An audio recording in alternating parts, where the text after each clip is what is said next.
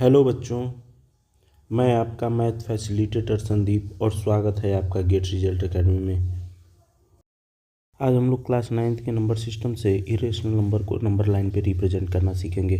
तो चलिए स्टार्ट करते हैं। सबसे पहले हम लोग बात करते हैं रेशनल नंबर के बारे में। रेशनल नंबर क्या होता है? रेशनल नंबर क्या होता है जिसको हम लोग हिंदी में बोलते हैं परिमेय संख्या।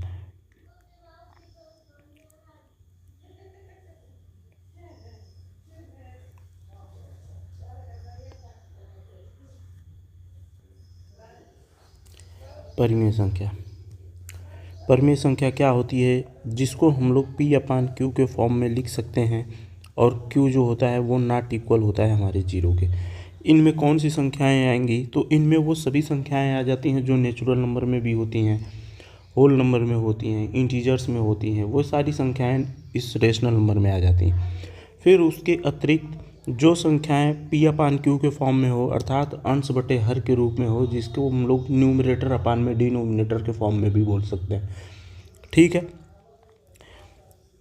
जैसे 2 हो गया, 3 हो गया, -5 हो गया, या फिर 27/7 भी हो गया, माइनस का 31/61 हो गया। ये सभी संख्याएं क्या होती हैं कि रेशनल नंबर होती हैं।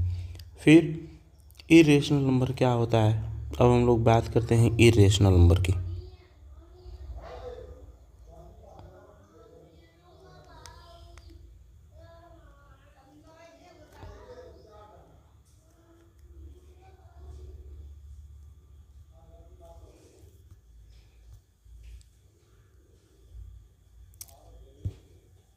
एक सेकेंड, कुछ टेक्निकल फॉल्ट आ गया है। संख्या अपरिमेय संख्याएं कौन सी संख्या होती है? वे संख्याएं जिसको हम लोग P/Q के फॉर्म में नहीं लिख सकते, उसको हम लोग बोलते हैं इरेशनल नंबर। फिर वो कौन सी संख्याएं होंगी? इसमें देखिए, पहले रेशनल नंबर वाले में, रेशनल नंबर में एक चीज़ मैंने छोड़ दिया है, जैसे कि √4 हो गया, √1 हो गया, √9 हो गया, √16 हो गया। ये सभी भी आ जाते हैं हमारे रेशनल नंबर में। इरेशनल नंबर में कौन सी संख्याएं आती हैं? तो इसमें हम लोग देखेंगे तो √2 हो गया, फिर √3 हो गया, √5 हो गया। इन सभी संख्याओं को हम लोग इरेशनल नंबर बोलते हैं। क्यों? क्योंकि इसका एक्सटेंशन जो होता है वो इनफाइनाइट तक जाता है और नॉन रिपीटिंग होता है, अर्थात ये दोहराता नहीं है। मतलब मैं क्या कहना चाहता हूँ, जैसे आप लोग कहीं देखे होंगे कि 6666 इस प्रकार की संख्याएं आगे बढ़ रही हैं, तो हम लोग क्या करते हैं, सिंपल 1.6 करके यहाँ पे इसके ऊपर बार लगा दिए, तो इसका मतलब हो जाता है कि ये जो 6 है ये बार बार रिपीट कर रहा है। ठीक है। लेकिन इसमें क्या होता है कि जैसे मान लीजिए कि ये संख्या है 1.2345963, इस तरीके से क्या होता है, ये चेंज होता रहता है, बदलता रहता है, लेकिन ये इनफाइनाइट तक भी जाता है। तो इसको हम लोग बोलते हैं इरेशनल नंबर। इसको जो है कि नंबर लाइन पे हम लोग रिप्रेजेंट करना सीखेंगे कि इसको कैसे रिप्रेजेंट किया जाता है। सबसे पहले हम लोग क्या करते हैं कि सपोज दैट हमने एक यहाँ पे एक लाइन को ड्रॉ किया। ठीक है, पहले हम लोग ये तो देख लें कि किसके बारे में बात कर रहे हैं। सॉरी, एक मिनट।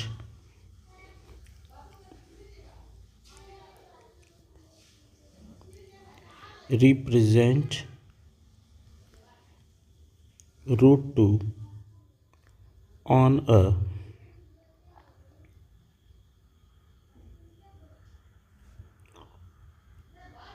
नंबर लाइन, अर्थात √2 को हम लोग संख्या रेखा पर प्रदर्शित करेंगे। तो चलिए इसको अब हम लोग देखते हैं। एक नंबर लाइन लेते हैं, ये हो गया, मान लीजिए हमारे पास एक नंबर लाइन है A और ये है दूसरा पॉइंट B, और यहाँ पे √2 दिया हुआ है, √2।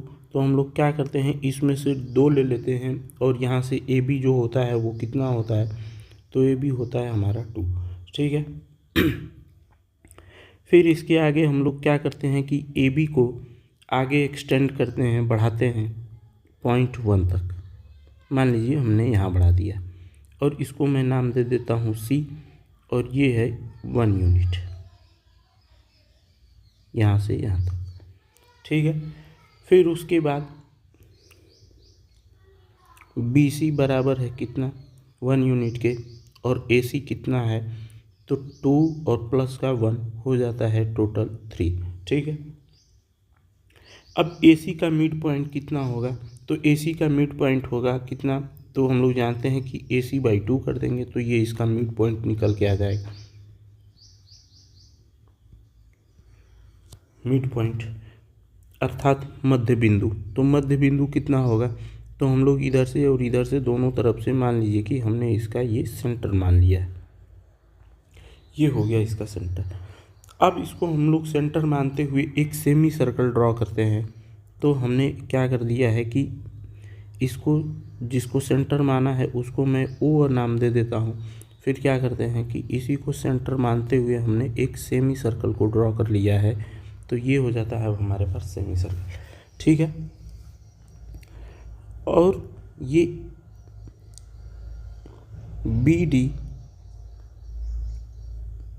BD को परपेंडिकुलर ड्रॉ करते हैं किस पे तो AC पे, ठीक है। BD को हमने परपेंडिकुलर ड्रॉ कर दिया है AC पे, तो ये हो जाता है अब हमारा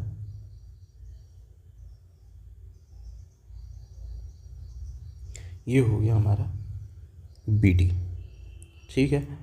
अब एक बात बताइए सबसे पहले हमको, ये जो हमने निकाला है AC का मिड पॉइंट है ये, तो अगर ये पूरा डिस्टेंस हमारे पास ये 2 था, ये कितना है 2 है, कहाँ से कहाँ तक, ये यहाँ से यहाँ तक का हमको दे रखा था 2, ठीक है। तो पूरा ये 2 हो गया और ये 1 हो गया, ये हो गया हमारे पास 2 यहाँ से यहाँ तक का। उसके बाद जो है कि ये हो जाता है इतना 1, तो ये 2 और 1 दोनों मिलके हो जाता है 3। तो AC का मिड पॉइंट जो होगा, एक बात बताइए पहले, क्या अगर हम लोग इसको कर दें कि 3/2 तो ये कट के आ जाता है कितना 1.5। तो यहाँ A से O तक जो है कि क्या है इसका मिड पॉइंट है AC का, तो A से O तक की जो डिस्टेंस होगी वो क्या 1.5 होगी हमारी, और O से C तक कितना होगा तो ये भी हो जाएगा हमारा 1.5। क्या मेरी बात ठीक है? फिर आगे हम लोग बढ़ते हैं यहाँ तक।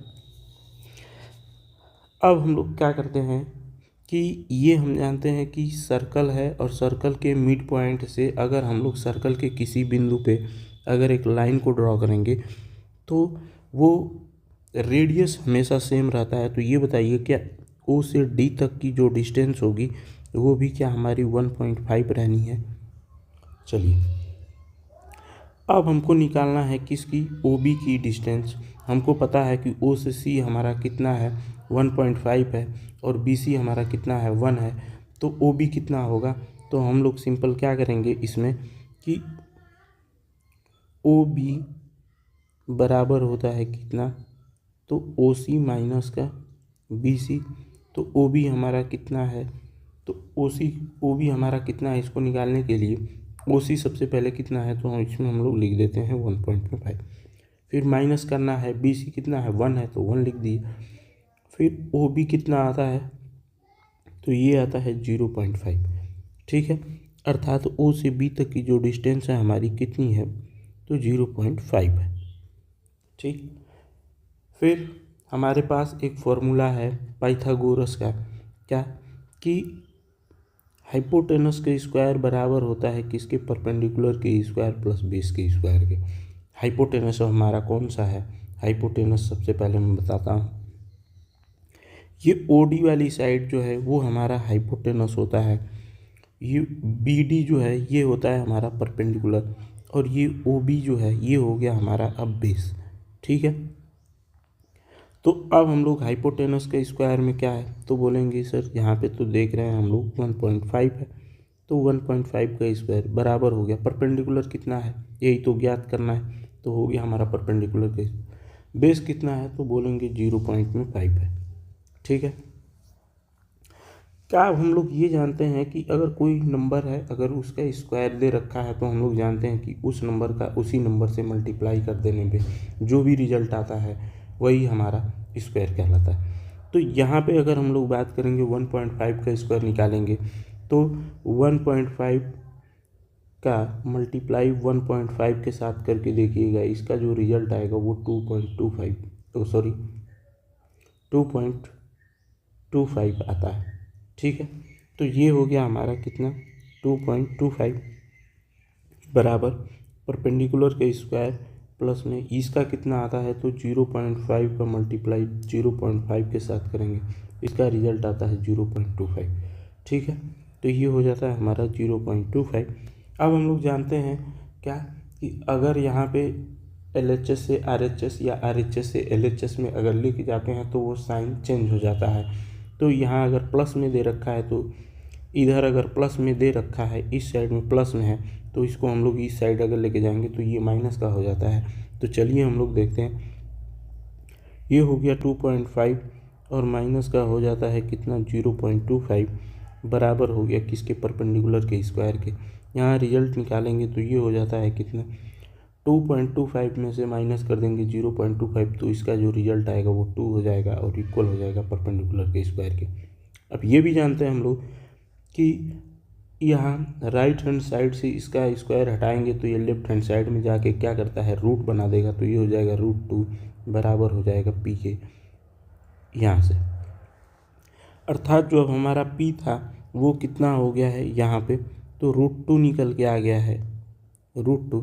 अब हम लोग क्या करेंगे, पॉइंट B को सेंटर मानते हुए ये BD की लंबाई के बराबर हम लोग कंपास पे उसको मापेंगे वो कितनी बड़ी है। फिर उसके बाद क्या करेंगे, एक सेमी सर्कल ड्रॉ कर देंगे तो ये कुछ ऐसे काटेगा।